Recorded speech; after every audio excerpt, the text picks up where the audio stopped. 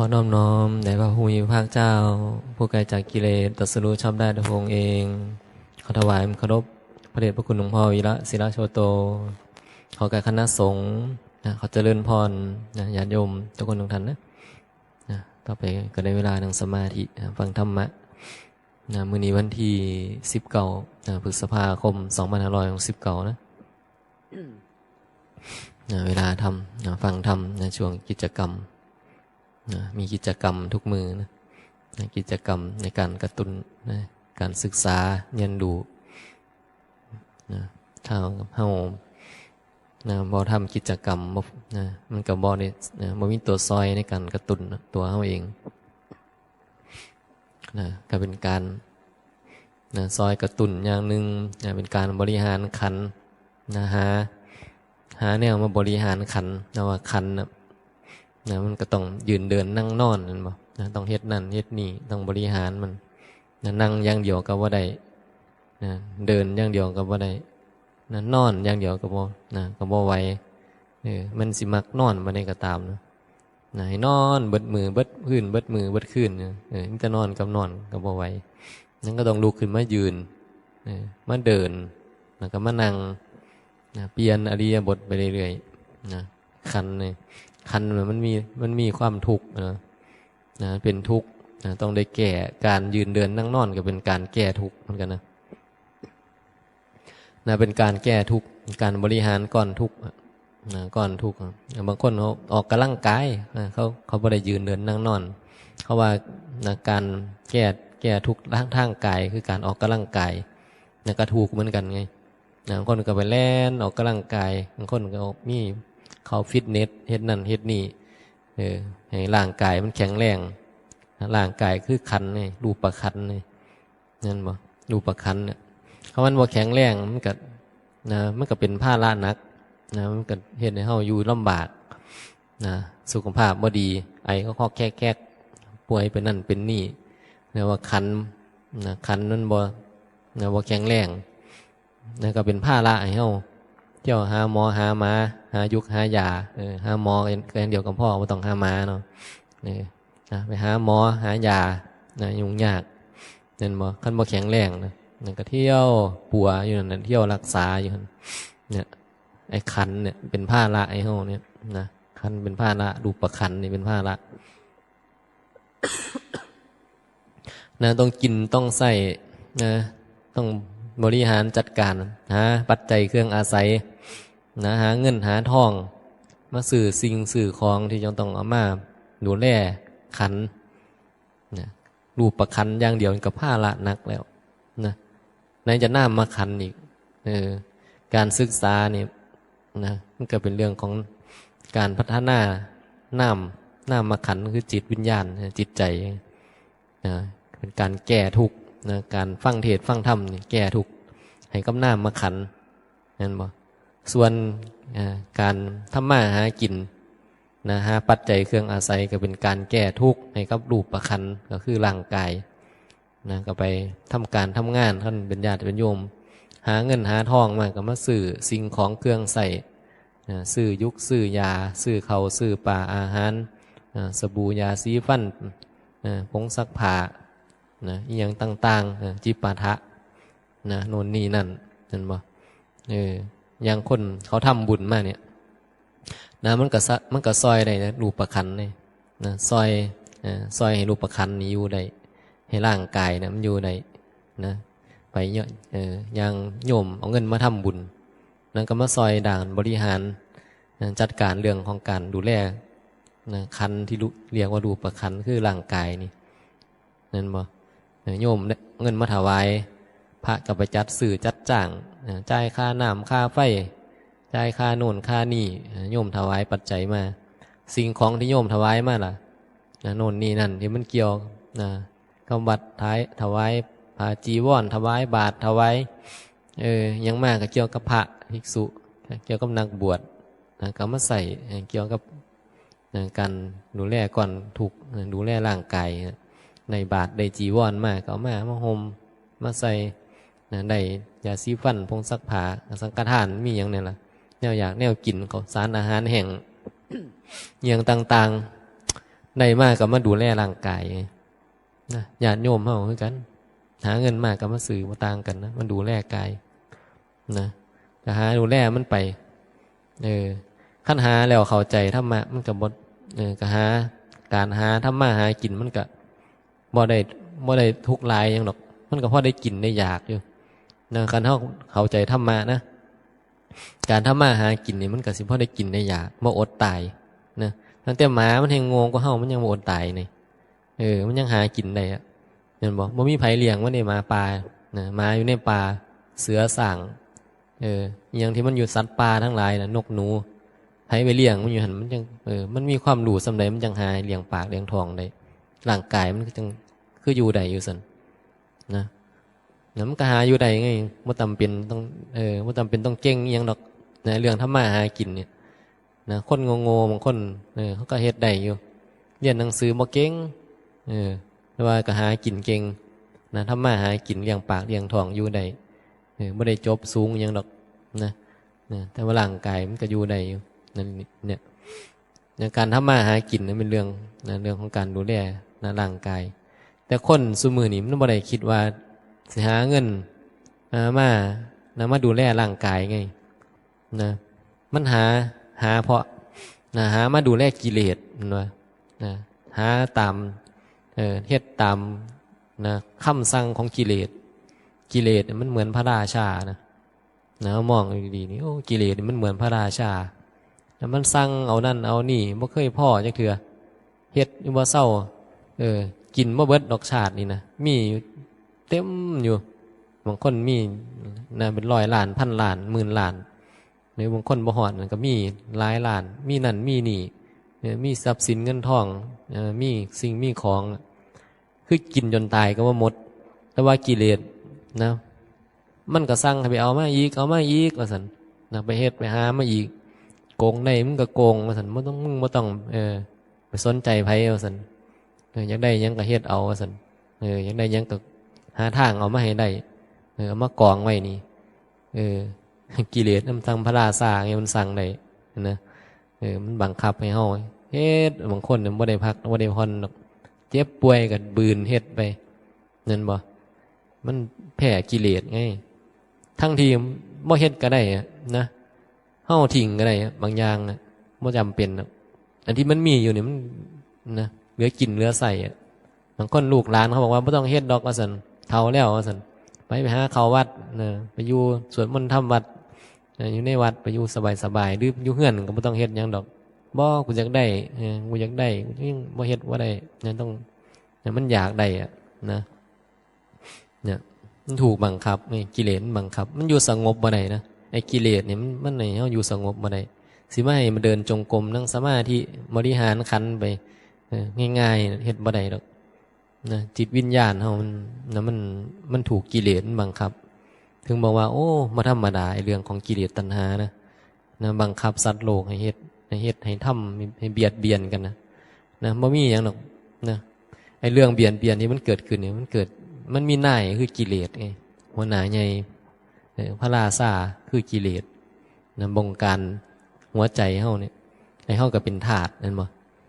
ไอ้มันก็เป็นนายเป็นนายค่อยบงการให้เฮ็ดให้หาให้ทำเท่าใดก็บ่มีเมืองพ่อมีรถต้องมีจักขั้นจังสิพ่อ1ขั้น2ขั้น3ขั้น5ขั้น10ขั้นคนก็บ่พอดอกซื้อมาเรื่อยๆเฮ็ดมาเรื่อยวิธีเท่าใดจังสิพ่อจักแปลงร้อยไร่พ่อบ่พ่อดอกคันมีผู้เอาให้อีกก็เอาเห็นบ่ซั่นนะบ่มีว่าโอ้ยพ่อละล่ะมันหลายแล้วว่าซั่นปั่นผู้อื่นซะว่าซั่นนะบ่มีจักเทื่อมีแต่เอามาเพิ่นว่ามีอีกอยู่บ่มีเท่าใดเบิดแล้วบ่เอามาอีกแม่เพิ่นว่าบ่เคยมีจักเทื่อว่าโอ้ยพ่อละล่ะว่าซั่นนั้นมันหลายแล้วเอาไปผู้อื่นซะว่าซั่นนะมีจักบ่ออกจากปากจักเทื่อนะมีแต่ว่ามียังมีอีกบ่เหลือบ่เอามาอีกแน่มีแต่จังซั่นเห็นบ่กิเลสของคนเฮานี่นะคันคนมีกิเลสมันเป็นจังซั่นนะมันสะสมว่าผู้ใดนะคันบ่มีกิเลสนี่มันยังบ่สะสมไปสังเกตครูบาอาจารย์ที่เพิ่นปฏิบัติธรรมแล้วเพิ่นแบบเพิ่นละกิเลสได้นะ เพิ่นได้มานี่โอ้เขามาทานให้เพิ่นเอาไปสร้างนั่นสร้างนี่สร้างโรงพยาบาลสร้างอหยังที่มันเป็นสาธารณูปโภคอหยังอุปโภคบริโภคอหยังหลายสร้างนั่นอันนี้สงเคราะห์ซื้อนั่นซื้อนี่ซื้อรถซื้อล่าให้ในหน่วยงานที่มันจำเป็นซื้อเครื่องมือแพทย์เครื่องมือหมอนะสร้างอหยังที่มันเกี่ยวกับการที่จะซอยเหลือคนน่ะพอเพิ่นบ่ลงไงบ่ลงในปัจจัยเครื่องอาศัยไงเพิ่นเอาไว้เพราะบริหารก่อนถูกบริหารขันนะเพิ่นเอาไว้ซ้ำได้กินได้ใส่ได้บริหารจัดการอยู่ในวัดเกินนั้นไปเพิ่นก็เอาไปซอยเอาไปสงเคราะห์บ่มีหรอกสิมาสร้างมาเฮ็ดอีหยังที่มันแบบซุมื้อบางที่เฮามองไปก็เหมือนกับไปว่าครูบาอาจารย์อีกนะบางที่บางวัดนะเพิ่นเฮ็ดเจดีย์ใหญ่เฮ็ดโบสถ์ใหญ่เฮ็ดศาลาใหญ่เฮ็ดอีหยังพระพุทธรูปใหญ่อันนี้คือเฮามองแล้วมันสวนทางที่มันก็จริงอยู่นะมันมีประโยชน์ก็จริงอยู่แต่ว่ามันมีประโยชน์หน่อยนะมีประโยชน์หน่อยถ้าเฮาคิดพิจารณาครูบาอาจารย์ที่เพิ่นพิจารณาแบบดีๆเพิ่นก็บ่เฮ็ดส่วนมากมันจะบ่เฮ็ดแบบนั้นนะไปสังเกตหลวงปู่หลวงตาที่เพิ่นเป็นพระอรหันต์นะส่วนมากมันจะเฮ็ดสิ่งที่มันเป็นประโยชน์กว่านั้นนะคือจังเกี่ยวกับการเป็นการอยู่สร้างโรงพยาบาลบ้างสร้างอีหยังบ้างแบบนี้นะมันจำเป็นไงแบบนี้นะรัฐบาลก็บ่ไหวบางทีก็ต้องมาขอสร้างอันนั้นซอยแน่อันนี้ซอยแน่หลวงปู่หลวงตาถ้าเพิ่นไปสร้างซอยมันก็แล้วมันบ่แล้วไปเห็นสร้างโรงพยาบาลเนี่ยโรงนั้นโรงมองนั้นมองนี่นะสร้างโรงเรียนสร้างอย่างที่มันเป็นประโยชน์นะต่อคนเฮ็ดให้คนฉลาดขึ้นให้คนบ่เป็นทุกข์ไปสงเคราะห์คนมาบ่เน้นเรื่องอิฐหินดินปูนนะบ่เน้นเรื่องพวกซื่อที่มันเป็นอิฐหินดินปูนเพิ่นเน้นให้คนฉลาดมากกว่านะเน้นให้คนฉลาดแต่มันหายากไงนะพระที่แบบที่เพิ่นเข้าใจธรรมะนะหายากแล้วมันธรรมะมันเข้าใจยากนะมันเข้าใจยากนะคนก็ฟังก็บ่ค่อยเข้าใจพระก็บ่ค่อยเทศแต่เรื่องบุญนะคันว่าเพราะว่าโยมนิมนต์พระไปส่วนหลายก็ไปทำบุญไงไปทำบุญร่วมอย่างได้บุญนะ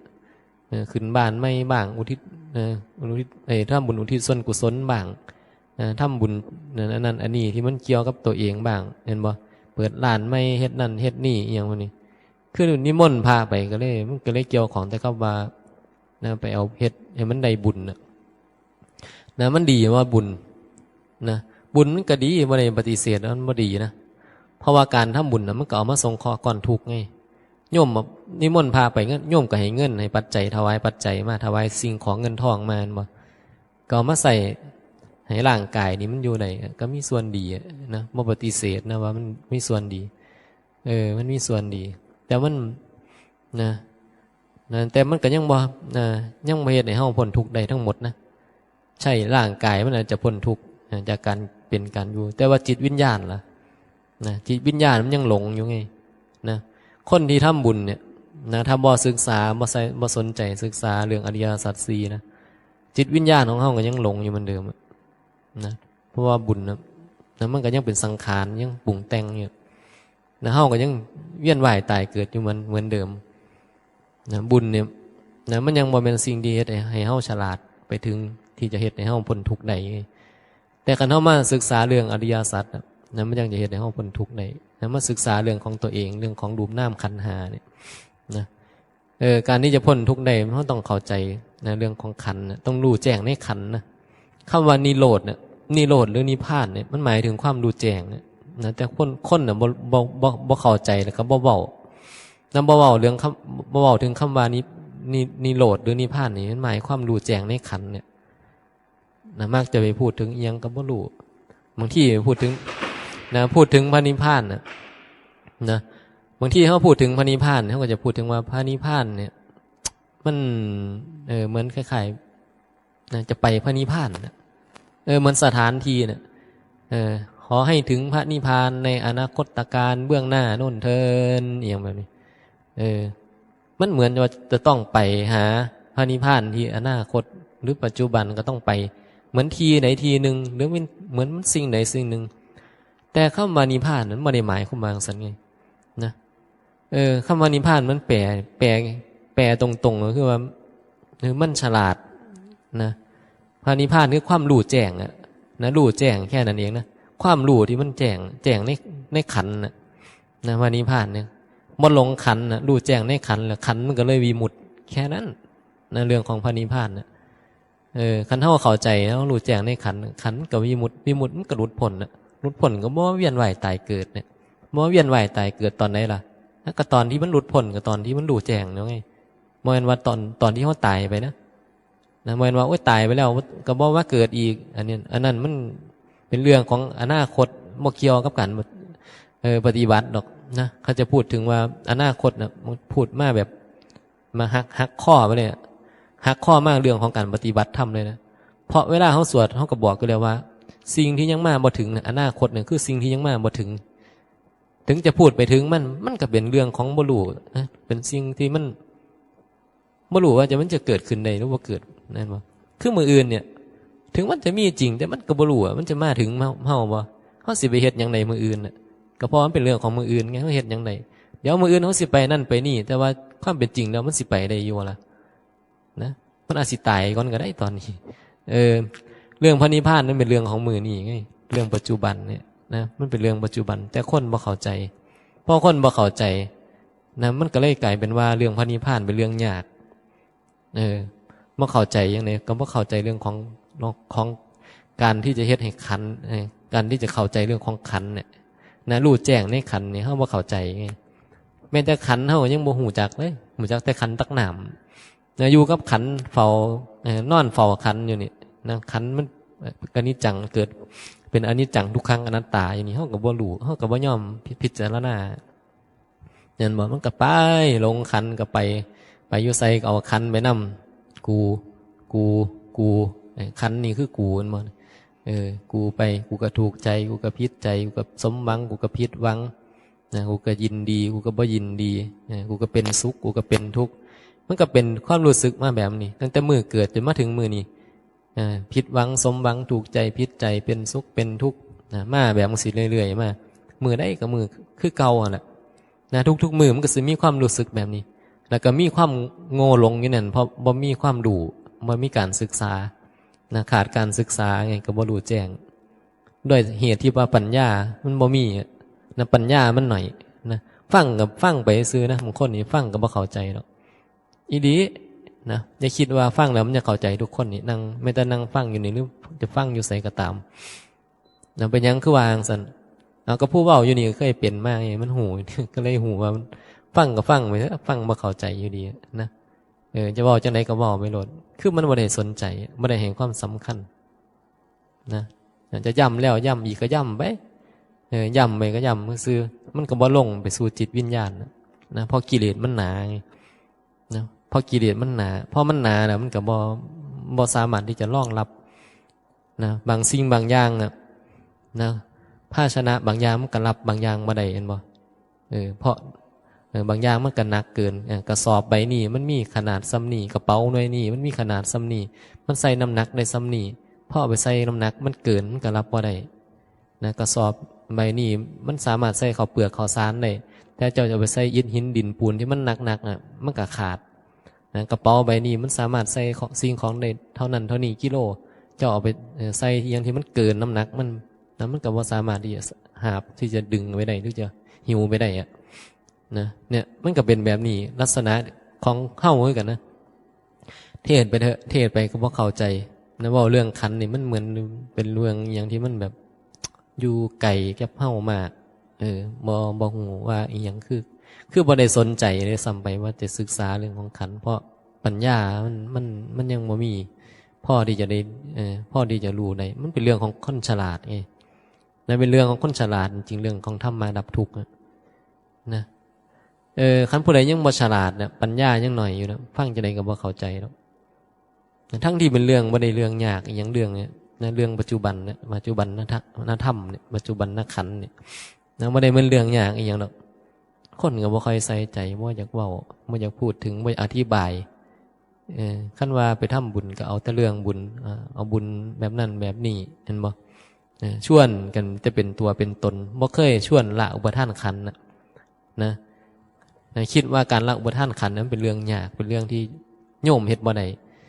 โยมเฮ็ดบ่ได้จังได๋นางวิสาขานอนซัดกันกับผัวอยู่เสมอมีลูกตั้ง20คนก็เฮ็ดได้อยู่ซั่นนะ บางคนสมือนี่เขาเจ้ามีลูกมีผัวบางคนเขาเจ้าคือปฏิบัติอยู่ซั่นนะคนเขาฟังเข้าใจก็มีอยู่ทำไมโยมถึงคิดว่าโยมเฮ็ดบ่ได้ทำไมต้องคิดว่าแต่นักบวชสิเฮ็ดได้นักบวชวันนี้บางคนเฮ็ดบ่ได้โยมอย่าไปคิดว่าโอ้ยมันเป็นเรื่องของนักบวชบ่นักบวชนะอย่าคิดว่านักบวชจะเข้าใจทุกคนนะกษัตริย์นักบวชพระเทวทัตบ่ไปตกนรกนะแล้วพระเฮาทุกมือนี่เข้าใจที่ไหนล่ะนะว่ามันดูถูกนะมันเป็นจริงๆมันเป็นเรื่องจริงนะมันมีพระขั้นพระเข้าใจพระมันก็บ่ไปซื้อเลขซื้อหวยหรือไปสร้างอย่างที่มันเกินความจำเป็นหรอกนะไปแผ่ไปขอเอามาแน่มาสร้างอันนี้ซอยแน่อยากสร้างศาลาอยากสร้างกุฏิอยากสร้างโบสถ์อยากสร้างวัดมีบ่มีย้ายนะมาเป็นจังไดหามาซอยเนี่ยกฐินผ้าป่านะเอาซ่องไปแจกซอยเฮ็ดซอยแน่เด้อนะไปอ่อนไปว่อนโยมเป็นโยมย้อนนะบ่มีจักเทื่อดอกสิเว้าเรื่องไอ้พระนิพพานนะบ่ออกจากปากนะพ่อมีผู้เว้าเรื่องพระนิพพานเนี่ยมันเหมือนไปขัดขวางกันนะมันเหมือนไปว่ากันนะโอ้ยสิเก่งแถวพันว่าปฏิบัติซ้ำนี่มันสิได้พระนิพพานนะก็แม่นแล้วเจ้าบ่เข้าใจเจ้าบ่ได้ศึกษาเจ้าบ่ฟังเทศน์จักเทื่อนะปัญญาเจ้าบ่มีมันเป็นเรื่องของปัญญาไงพระนิพพานในเรื่องของปัญญาจริงๆนะลองพิจารณาดีๆมันบ่มีหยังเลยไอ้เรื่องนะคำว่านิพพานหรือนิโรธเนี่ยเพิ่นก็ตอบง่ายๆแล้วว่าคือความรู้แจ้งความรู้แจ้งนะมันไม่เกี่ยวกับอีหยังล่ะเกี่ยวกับอิฐหินดินปูนหรือเกี่ยวกับของขลังวิเศษศักดิ์สิทธิ์อีหยังไปเกี่ยวอีหยังกับอีหยังเนี่ยเกี่ยวกับบวชว่าบวชนะเกี่ยวกับเป็นพระเป็นชีตินะเกี่ยวกับทำมาหากินหมอบ่เกี่ยวกันนี่เกี่ยวกับศีลหมอมันก็บ่เกี่ยวกับหยังกันว่ายังว่ารู้ในสิ่งที่มันควรรู้ไงก็รู้ในตัวเฮานี่ขันธ์ก็คือตัวเฮาไงเห็นบ่บ่เกี่ยวกับเรื่องอื่นนี่บ่เกี่ยวกับความรู้อื่นนะความรู้อื่นก็รู้ไปรู้แบบพจน์วัดรู้กฎกติกาสังคมรู้อิหยังก็รู้ไปมันเป็นเรื่องของสังคมเรื่องโลกนะกฎหมายก็รู้ไปเหมือนท่านนายเขาก็รู้กฎหมายตำรวจนักกฎหมายเขาก็รู้มันบ่อันนั้นคือความรู้นะก็รู้ไปมันก็มีประโยชน์นะในการเอามาบริหารจัดการเรื่องกฎหมายกฎกติกาในสังคมแต่ว่าโมเมนต์ความรู้ในนิโรธนี่โมเมนต์ความรู้ในพระนิพพานนี่นะบ่เกี่ยวกับการรู้ในตัวเองเนี่ยนะโมเมนต์รู้ในขันธ์นะแต่ถ้าผู้ใดรู้เรื่องในขันธ์นี่คือความรู้ของพระพุทธเจ้าไงรู้แล้วมันจะพ้นทุกข์ได้นะพอเฮารู้ปั๊บมาโอ้ขันธ์นี่มันบ่เป็นหยังหรอกนะมันบ่ได้เป็นอีหยังนี่บ่มีหยังอยู่ในขันธ์เลยมีแต่สิ่งที่มันปรากฏเนาะขันธ์นี่ปรากฏเกิดดับขันธ์บ่เคยเป็นอีหยังเลยบ่เคยเป็นหยังมาแต่เริ่มต้นไอ้เฮานี่มันโง่เนี่ยแล้วมันโง่หลงไปยึดมันถือมันในขันธ์แล้วไอ้ความโง่นี่เฮ็ดให้เฮาเวียนว่ายตายเกิดเนี่ยนะสร้างกรรมทำเวรเนี่ยนะผู้ใดที่ยังเวียนว่ายตายเกิดอยู่นี่ก็เพราะว่ามันยังบ่รู้แจ้งในขันธ์นั่นแหละขันธ์มันบ่ยอมมีมุดน่ะมันมีความโง่มันก็เลยเวียนว่ายตายเกิดนะเพราะว่าสัตว์โลกมันต้องเป็นไปตามกรรมไงนะตราบใดที่เฮายังบ่รู้แจ้งมันก็ต้องทำกรรมนะต้องทำกรรมพอทำกรรมก็มารับผลของกรรมก็เวียนว่ายตายเกิดเป็นเรื่องปกตินะคือบางคนบอกว่าเดี๋ยวสิไปส่งหลวงปู่หลวงตาเขาสู่พระนิพพานอันนี้มันบ่แม่นมีผู้ใดส่งไปผู้ใดไปพระนิพพานเลยหรอกนะคันเจ้าบ่รู้แจ้งในขันธ์เนี่ยบ่มีทางที่จะไปส่งผู้ใดไปสวรรค์ส่งไปผู้ใดไปนิพพานเพราะว่าสัตว์โลกเป็นไปตามกรรมนะหลวงปู่หลวงตาคันมันบ่เข้าใจธรรมะนะเพิ่นละอุปทานขันธ์บ่ได้เพิ่นทำกรรมดีไว้เพิ่นก็ไปเกิดดีเพิ่นก็ไปปฏิบัติคันแม่นเพิ่นปฏิบัติทำอยู่เพิ่นก็ปฏิบัติต่อนะครับเพิ่นยังบ่มีนิพพานนะเพิ่นยังขันธ์ยังบ่วิมุตตินะคันเพิ่นขันธ์วิมุตติแล้วเจ้าสิไปส่งบ่ไปส่งเพิ่นก็วิมุตติของเพิ่นแล้วนั่นเป็นเรื่องของเพิ่นบ่เป็นเรื่องของเฮาแต่เฮาไปสงเคราะห์มันได้ไงคันไปสงเคราะห์เพิ่นไปว่าซั่นเป็นซอยร่วมกิจกรรมไปสงเคราะห์นะเรื่องการงานที่บางทีมันก็มีความจำเป็นนะการงานเจ็บย่ำป่วยย่ำเจ็บน้ำตายย่ำยังแล้วก็ไปสงเคราะห์ไปสงเคราะห์เอาสิ่งเอาของหรือเอาแห้งซอยเงือซอยแห้งเรียกว่าสงเคราะห์กันไปอันนั้นก็ได้แต่ว่าจะไปส่งไผไปนิพพานหรือส่งไผไปสวรรค์นั้นบ่มีทางซะละเจ้าสิไปส่งบ่ได้จังได๋เพราะฉะนั้นก็บ่เป็นไปตามกรรมละสัตว์โลกคันมีเพิ่นส่งกันได้นะพระอรหันต์ก็มาสวดให้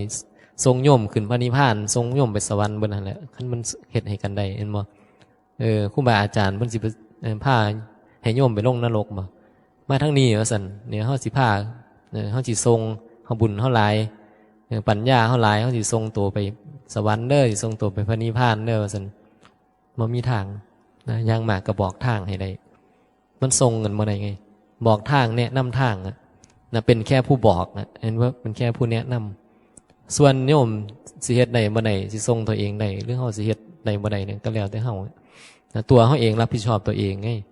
ไม่มีผู้ใดมารับผิดชอบเฮาการที่ไผจะทรงไผไปทางใดบ่ได้นะได้แค่มาแนะนำนะคันเฮาบ่เฮ็ดมันก็บ่มีผลนะมันเป็นเรื่องของเฮาจะต้องจัดการด้วยตัวเอง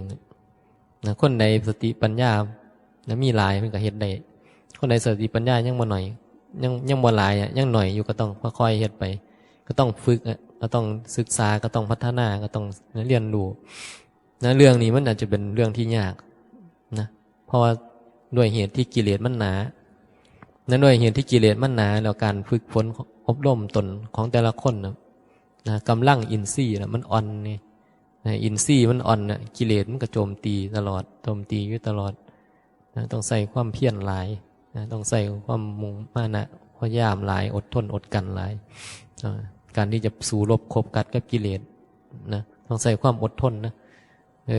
พระเจ้าก็บอกไว้แล้วนะความอดทนเป็นเครื่องเผากิเลสนะอดทนอดกันเขาไว้นะคันอยากเผากิเลสนะคันบ่อยากเผาอยากเอากิเลสไว้ก็ไม่ต้องอดทนหรอกอยากได้ยังก็เฮ็ดไปตามกิเลสโน่นนะเอามาเอามาเลยนะมีเท่าใดก็เอามาเลยเอามาสนองตัณหาเอามาสนองกิเลสไว้เนี่ยบ่อยากละไงหรือก็อย่างคันอย่างละกับพิจารณาเอาพอดีพอเหมาะกันบ่ซ้ำนี่พอดีเฮาสิบริหารที่เดือนเฮากับบริหารนะมันก็ต้องมีนะมีการบริหารจัดการพุ่นน่ะไม่ใช่เรื่องเงินทองน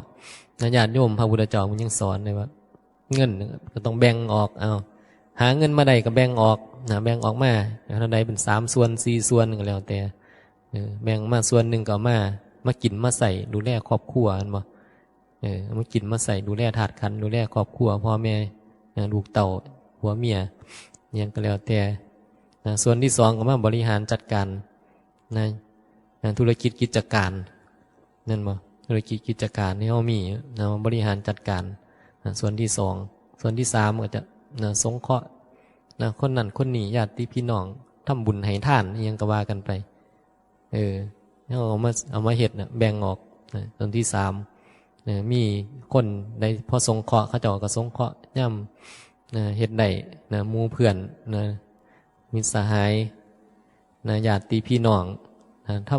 หรือเอามาทำบุญกับวัดกับว่าศาสนาครูบาอาจารย์ที่มันเป็นประโยชน์อย่างนี้มันเป็นประโยชน์ก็มาสงเคราะห์ไปก็แบ่งกินแบ่งท่านว่ายังไงนะแบ่งหนึ่งก็คือแบ่งกินแบ่งใส่เจ้าของครอบครัวพ่อแม่ลูกเต่าแบ่ง2ก็แบ่งมาธุรกิจกิจการแบ่ง3ก็มาแบ่งกินแบ่งท่านแบ่ง4ก็แบ่งเก็บแบ่งเมียนนะแบ่งไว้ย่ามเจ็บย่ามป่วยย่ามฉุกเฉิน